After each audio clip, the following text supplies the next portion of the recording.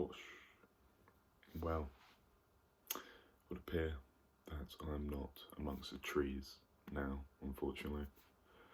I am firmly situated within the stench of society, of rooms, of boxes, of ceilings. How confining a ceiling is. I apologise if my voice seems a bit horsey. Unfortunately, I've got a little throat tickle. Sort of noticed it yesterday, and it's not that bad. It's not that bad, but you feel it, you notice it, it plays on your mind. But I wanted to talk about or do a meditation on, because I think that's kind of the best word to describe what this sort of format is, where, you know, I'm essentially thinking through something in my mind and also thinking out what I know and also the limits of what I know as well. Because I'm really, it's often been a source of mild insecurity when one is aware of, you know, the limits of what they understand, but it's but you know, learning, it's a constant process of pushing those limits. You know, the limits are always there, no matter who you are. And you know, it's taking some epistemic humility, I suppose, and what you can say. And so I guess that's sort of a roundabout way of saying, don't be harsh. Don't take everything I say literally. You know, I'm just a man. I'm just a guy talking, and you know, some of the things I say might be insightful. Some of the things might not be. It's just, yeah, you have to be the judge, you know. So that's a waffly introduction.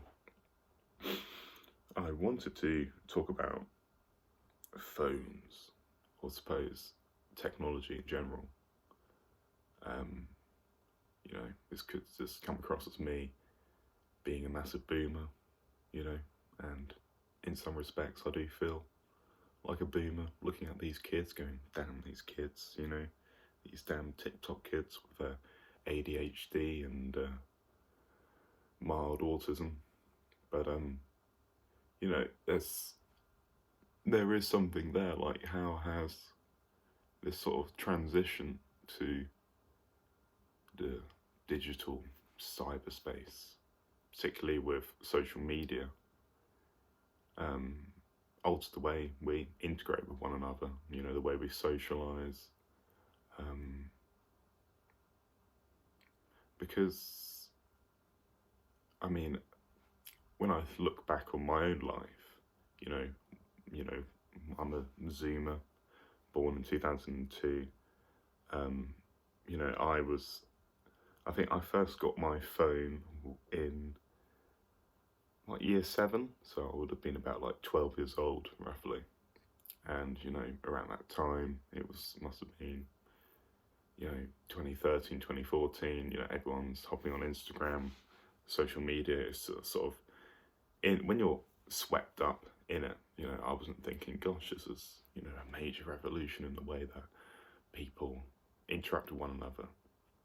You know, you just do it because everyone else is doing it, and everyone else is making Instagram accounts, posting and stuff like that. And you know, you jump on the wave, you know, I suppose, and you ride that wave. And it's only sort of when you're older, looking back, that you think, whoa, like that's, you know, that's a non-trivial change to the way that humans interact with one another, where you're curating a profile with captions, photos, this profile that, you know, you can be assessed on, you know, in some respects, that it exposes you to the other, you know, to someone else's gaze. And, you know, perhaps, I mean, this is another thing which points to, I suppose, a mild insecurity I have about, you know, a podcast, where, this makes me feel very naked, incredibly naked, because you're putting stuff out and there's an indefinite number of eyeballs who are going to be looking at it, and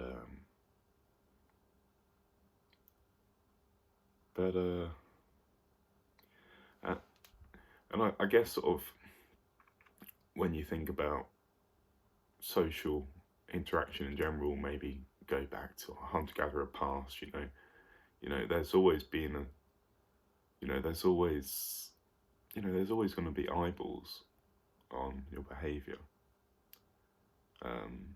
Norm enforcement from other people, if you do stuff that upsets the group, you're going to be called out on it. And there's an inherent sort of moralising or normativity, if you want to use that word, or an ethical dimension to social interactions in general. If you think about, gossip, for example, and like a lot of human conversation, if you listen and pay attention to the things you talk about, it does revolve around gossip, around talking about other people and what they're doing. And often this conversation is coupled with, a kind of moral judgment, not sometimes it's explicit, sometimes it's implicit, some of like just talking about a person. Maybe it's a veiled criticism or a veiled compliment or whatever. Usually it's a criticism because, I can't pull a statistic out my bumhole, but I do think a lot of gossip does centre on a kind of judgment. And I think it's interesting. Why should so much social interaction involving groups of people or just two people, involve this kind of judgment of other people? And I guess sort of to put it into social media, the like button, for example. And the like button is like, you just sort of think it's just there, but, it wasn't there at the start of when social media, Facebook first got released. I think it was introduced in about 2011 or something. But the like button, and consequently, you could have algorithms which, uses the like button as sort of a metric for interest, and thereby sort of, the algorithm can, God, I'm just waffling, but the like button involves this whole new sort of, means of essentially judging something. And I know Instagram now gives you the opportunity to hide the like button, hide the like count, for example, because, likes can often be used as a means of sort of seeing where someone is in the social hierarchy, if you want to call it that, or see how popular someone is. And gosh, I'm just, this is probably not as flowing as my other one. Maybe I'm a bit tired or something. But an interesting thing about social media in general is how it affects young boys and young girls differently. As a guy, social media, most of my online social engagement was via video games. And I think the research on video games is that it's less damaging psychologically compared to social media use. And I think, the statistics on, self-harm in comparing young, boys and girls, is pretty brutal, especially for girls. I think there's been, a marked increase since, 2011, since the like button was introduced. I think Jonathan Haidt has written a lot about this. I'd really recommend his book, The Coddling of the American Mind. I think it also applies to, obviously, people in the UK, most people in Western societies. I guess he's sort of talking, I mean, he talks in that about social media, but also changes in parenting practices and how that has, altered the way in which my generation is in general, But yeah, I mean, and gosh, I remember finding out the other day that like the average American spends about, I don't know, like 6 hours on their phone a day or something ridiculous. I mean, I could be wrong, but whatever number it is going to be pretty bananas. And 6 hours. I mean, what you can sort of. It's always sort of an uncomfortable thing contemplating your own screen time, because then you're like, what the fuck? Where does all that time come from? But you're constantly picking up your phone.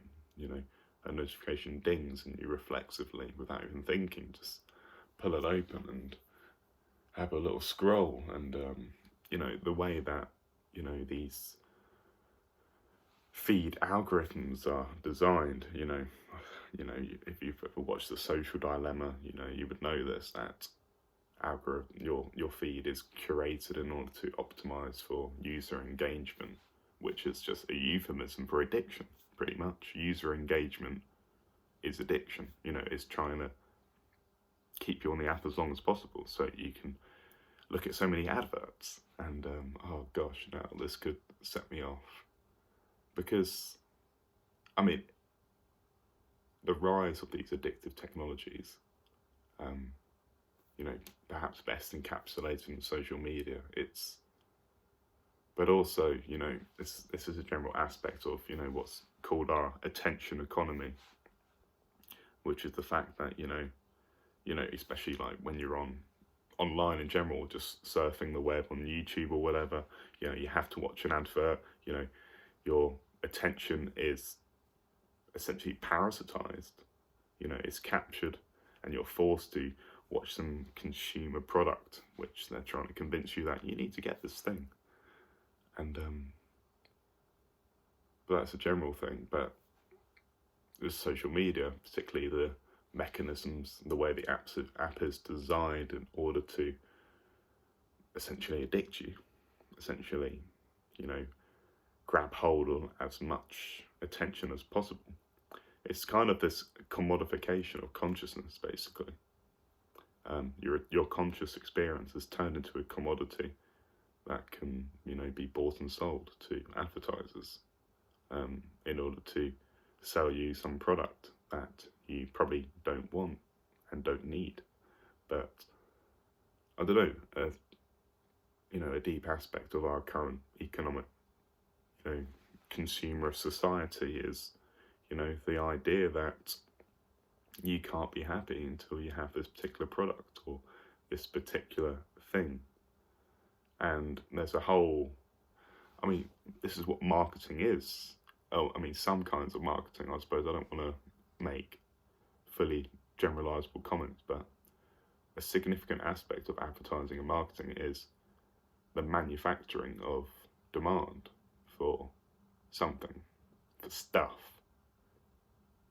It's the manufacturing of insecurity, of, deficit, some kind of lacking, which you need to fulfill with this particular thing. And, it doesn't need to be the case, does it? Why? And I guess sort of, this sort of can intersect with loads of different sort of social trends of minimalism, digital minimalism, the notion that you don't really need as much stuff as you think you do. And indeed, a lot of these consumer products and stuff, they may give you a fleeting sense of satisfaction, but that's all it is. That's all it is, really.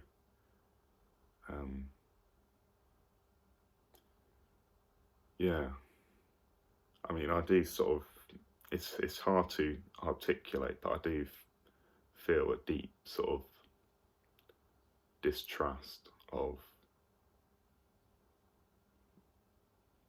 I don't know, our current consumer society, I suppose, or the current consumerist ethos.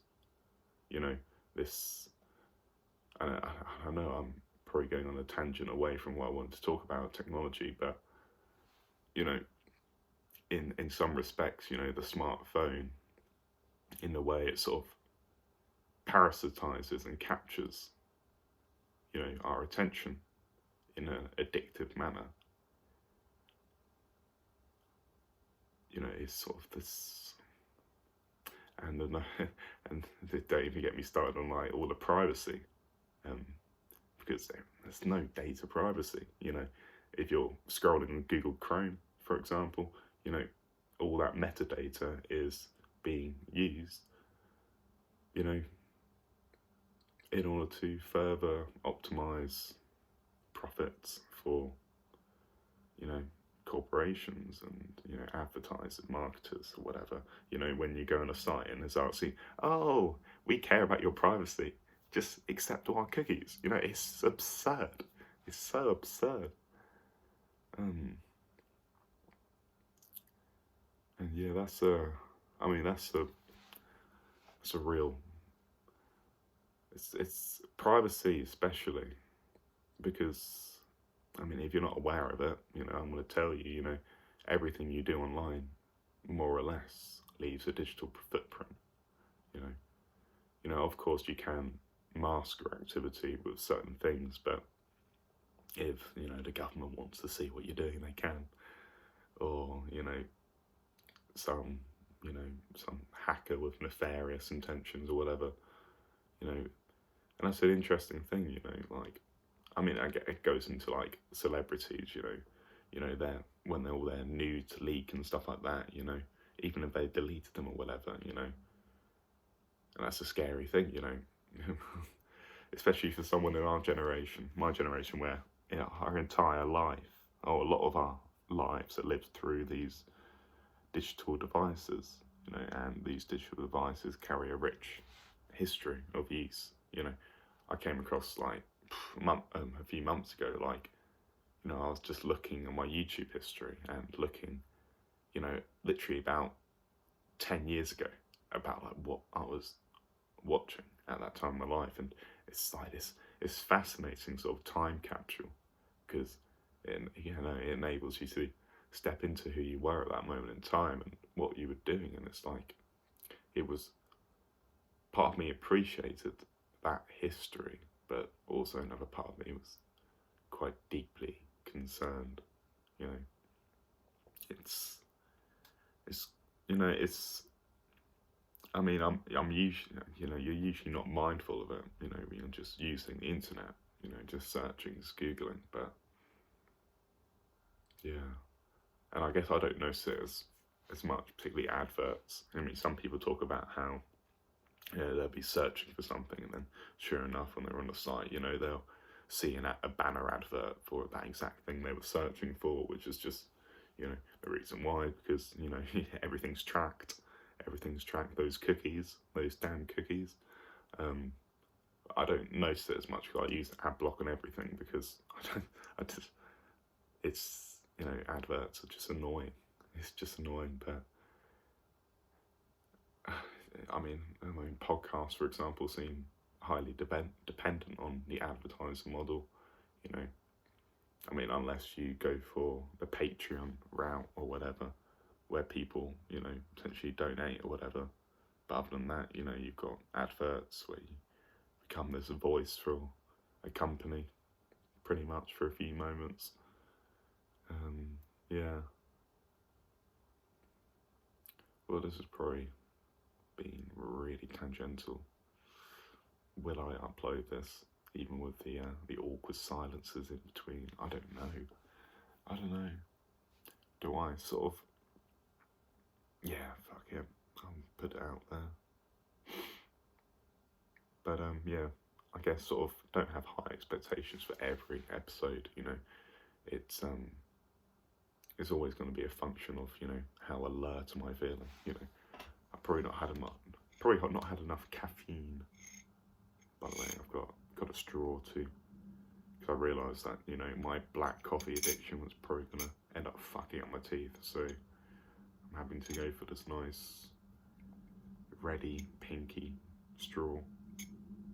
But I'm waffling now. I'm waffle. But yeah, I'll probably do a mishmash of, you know, me outside, me inside. The audio is probably gonna sound a lot less bad. I mean, it's not gonna be great anyway because it's just my phone. That's what it is. This is just some dude with a phone. Yeah. Oh, that's another thing. Like, I don't know where to look usually in these recordings. Like, do I stare at the camera? What do I look about? I just find, I don't know, maybe this is revealing how, like, slightly autistic I am. You know, the fact that I can't even make eye contact with a phone. But, yeah. Yeah.